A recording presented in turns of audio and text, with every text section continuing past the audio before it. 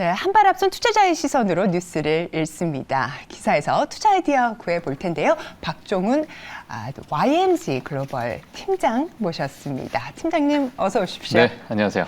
네, 종목이 보이는 뉴스 준비해 주셨습니다. 네네. 저희 바로 한번 첫 번째 뉴스부터 띄워보도록 하겠습니다.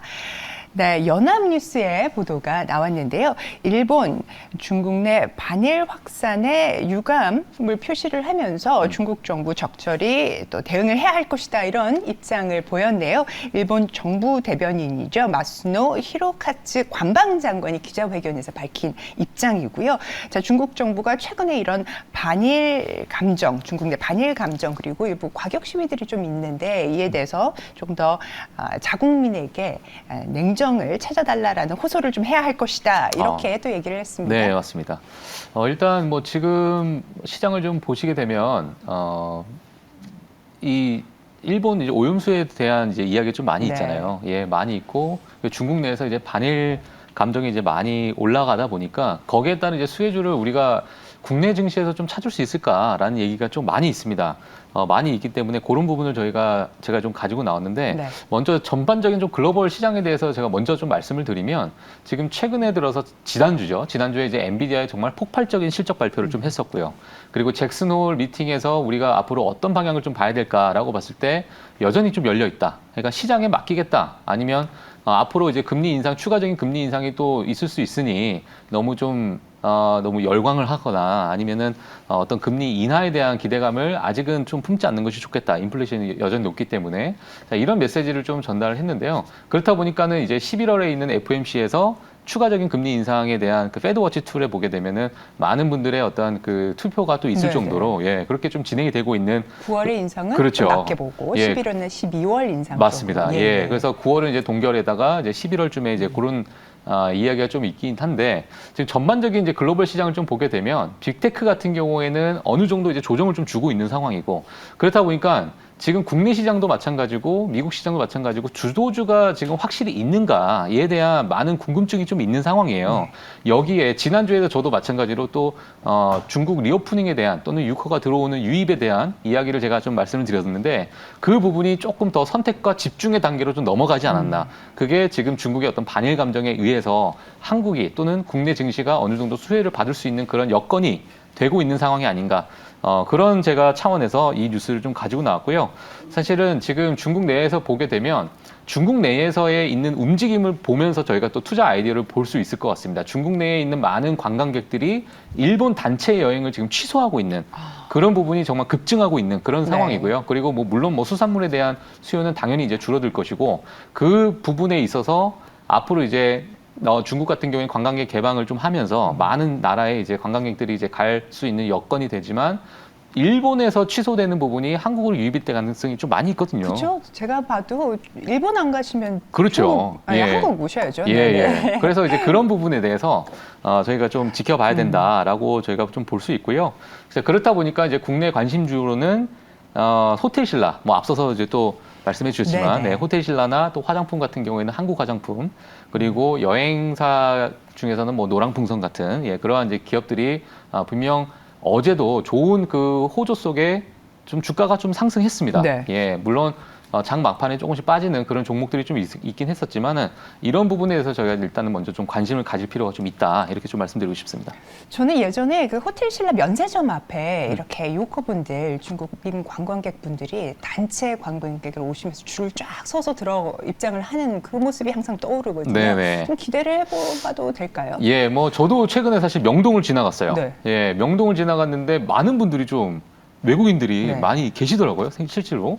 그래서 그런 부분 보면서 이제 약간의 좀 화기가 이제 좀 활력이 좀 돋겠다 이런 생각을 좀 했었는데 이러한 이제 공략주들을 좀 보게 되면 저도 이제 마찬가지로 호텔 신라를 좀 말씀을 드리고 싶습니다. 일단 호텔 신라를 보게 되면 2분기 매출액이 8,669원으로 이제 집계가 됐고요. 영업이익도 672억 원으로 집계가 되면서 YOY 기준으로 56%가 이제 증가하는 그런 이제 기록을 했는데 사실은 이제 호텔 신라를 보게 되면 이런 부분을 좀 볼 수 있을 것 같아요. 물론 이제 숙박업도 분명히 있겠지만 호텔 신라와 연계되어 있는 어떤 상품들 중에 면세점을 이제 방문을 하는 그런 상품도 분명히 있고요. 그리고 국내의 많은 여행사들과의 어떤 많은 협업, 그러니까 그런 강한 네트워크를 좀 가지고 있기 때문에 저는 1차적으로 수혜를 받을 수 있는 부분이 바로 면세업이라고 좀 보고 있습니다. 네. 근데 화장품이나 그러면 여행 기업들은 그러면 수혜를 못 받느냐? 그런 부분은 아니겠지만 사실 그런 부분은 우리가 좀 이제 차후 저희가 좀 봐야 될 부분이 아닐까 싶고 지금 제가 이제 방송하는 입장 이 시점에서는 1차적으로 당연히 이제 수혜를 받을 수 있는 면세 업종을 저희가 조금 보는 게 맞을 거라고 좀 생각이 들고 그리고 이제 최근에 보면 많은 테마주들이나 뭐 초전도체나 뭐 맥신이나 네. 뭐 여러 이제 테마주들이 쏠림이 좀 있었잖아요. 예, 그런 부분이 있는데 이렇게 되다 보니까 많은 이제 국내 투자자분들이 어떤 좀 자극적인 기업들 또는 주가가 급상승하는 그런 기업들이 좀 몰릴 수 있는 그런 여건이 좀 있어요. 예, 그런 이제 심리도 많이 작용하고 있는데 사실은 이제 너무 이제 저희 직장인분들 특히나 이제 본업에 계시는 분들은 이렇게 대응하기가 쉽지가 않습니다. 그렇죠. 예, 그렇기 때문에 좀 안전한 아니면 좀 우량한 그런 기업들을 좀 봐야 되고요. 그리고 우량한 기업을 제가 말씀드리는 이유가 뭐냐면 지금 원론적인 얘기겠지만 지금 글로벌 경기가 좋냐? 라고 했을 때는 아직은 좋지 않다라고 저는 좀 말씀을 드리고 싶거든요. 네. 물론 이제 주가라는 것은 향후의 어떤 기대감을 끌고 와서 선반영하는 부분이 있기 때문에 지금의 어떤 주가는 어느 정도 흘러갈 수 있겠지만은 그런 부분에서 저희가 조금 우량한 기업들을 먼저 선택하시는 것이 조금 현명한 방법이다. 저 이렇게 좀 말씀을 드리고 싶습니다. 네, 실제로 기대감뿐만 아니라 쿠쿠전자 같은 경우는 면세점의 전기 밥솥 매출이 600%가 맞아요. 네, 늘었다고 폭증을 했다라는 예. 그런 실제로 실적이 찍히고 있는 만큼 면세점에서의 매출이 분명히 이렇게 좀 잘 나올 것으로 네, 좀 보입니다. 네. 자, 그러면 목표가는 어떻게 보고 계신지 네, 지금 궁금해요. 현재가가 이제 89,900원 어제 종가 기준으로 이렇게 나왔는데요. 네. 목표가는 단기적으로는 제가 12만 원 네, 제시를 해드리고 싶고요. 상승 여력은 약 한 20%에서 24% 사이 정도 될 것 같은데 손절가는 84,000원 정도 이렇게 제가 좀 말씀드리고 싶습니다. 네, 좋습니다. 저희가 이렇게 해서 호텔 신라에 대한 이야기까지 나눠봤고요. 종목이 보이는 뉴스 두 번째 넘어가도록 하겠습니다. 네, 뉴스를 띄워주시면요.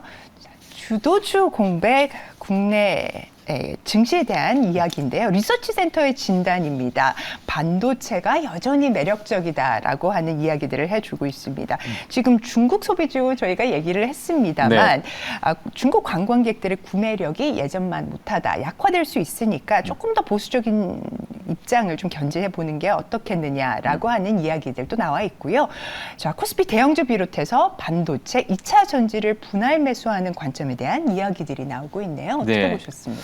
네, 일단은 지난주죠. 또 엔비디아 얘기가 안 나올 수가 네. 없을 것 같은데, 예, 엔비디아에 대한 어떤 여러 가지 폭발적인 성장, 그리고 지금 현재 빅테크 기업들의 어떤 조정장, 물론 이제 어제 미국 시장은 어느 정도 이제 보합권 또는 약간의 상승을 좀 보여줬던 그러한 부분이 있었는데, 여전히 아직은 좀 횡보를 하고 있고 조정을 주고 있는 장이다. 이렇게 좀 말씀을 드리고 싶습니다.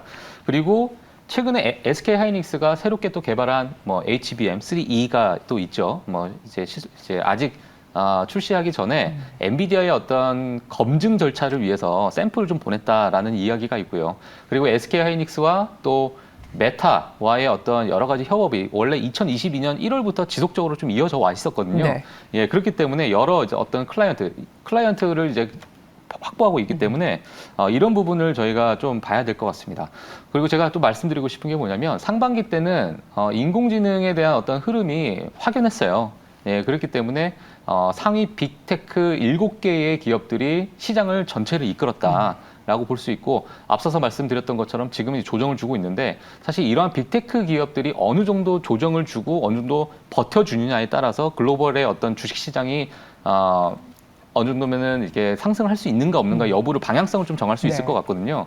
그러니까 늘 주식시장이라는 게 대장주가 만약에 깨지면 시장 전체가 또 하락을 하는 그런 모습을 보이기 때문에 SK 하이닉스를 선택하시는 분들 같은 경우에는 미국의 이제 빅테크 기업들, 특히 인공지능발이나 데이터 센터에 관련되어 있는 그러한 기업들의 어떤 흐름을 같이 보시는 게 좀 좋을 것 같다라고 보여지고 네. 있고요.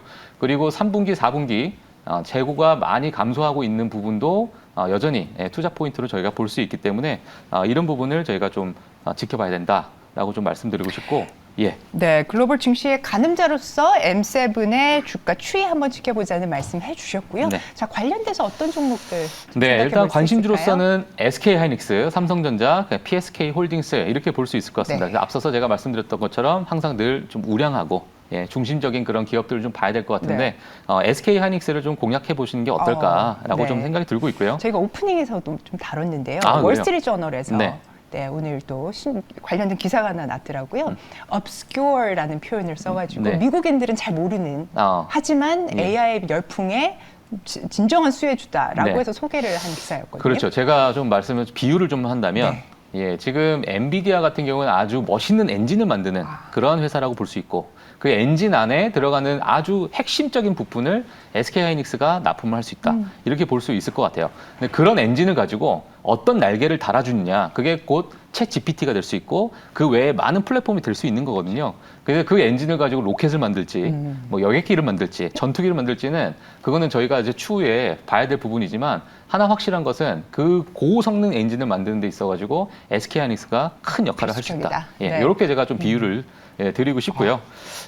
그렇다 보니까 이번에 이제 HBM 매출에 대한 비중에 대해서도 뉴스가 많이 나오고 있어요. HBM 비중만 봐도 지금 10%대로 올라가 있는 상태고요. 그리고 D램 전체 중에서 그래픽 D램이 벌써 이제 20%를 차지하고 있는, 그러니까 미래 먹거리에 있어서 필수적인 부분으로 지금 급상승하고 있는 그런 매출 규모를 봤을 때 여전히 지금 저평가가 될 수 있는 그런 부분이 있다. 이렇게 제가 좀 말씀드리고 싶습니다. 네.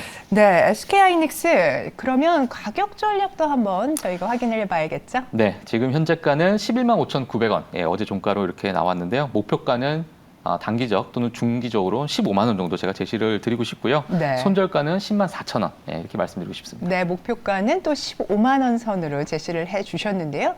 자, 그렇다면 오늘장에서 저희가 공략해 볼 만한 섹터 한번 들어볼까요? 예, 뭐 최근에 주도주가 있느냐 없느냐 얘기가 정말 많이 있습니다. 뭐 그렇다 보니까 중국 소비주도로 많이 쏠리고 있는 부분인데요. 늘 말씀드렸다시피 지금은 아직 인공지능의 어떤 모멘텀은 여전히 저는 살아있다고 좀 생각이 들고 하반기도 빅테크 중심의 어떤 인공지능 그 흐름이 이어질 것은 좀 보고 있기 때문에 인공지능과 최근에 많이 각광을 받지 못하고 있는 제약바이오 정도도 어느 정도 포트폴리오에 들어가시는 이제 편입을 시키는 네. 게 좀 좋지 않을까. 저는 이렇게 좀 보고 있거든요.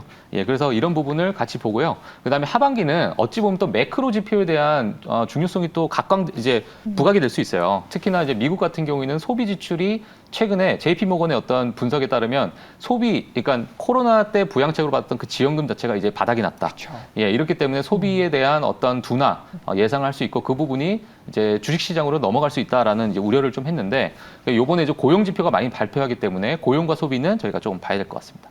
네, 좋습니다. 이렇게 또 공략 섹터까지 말씀을 주셨는데요. 오늘 또 박종훈 팀장님의 인사이트가 빛난 시간 아니었나 싶습니다. 말씀 대단히 감사합니다. 네, 감사합니다.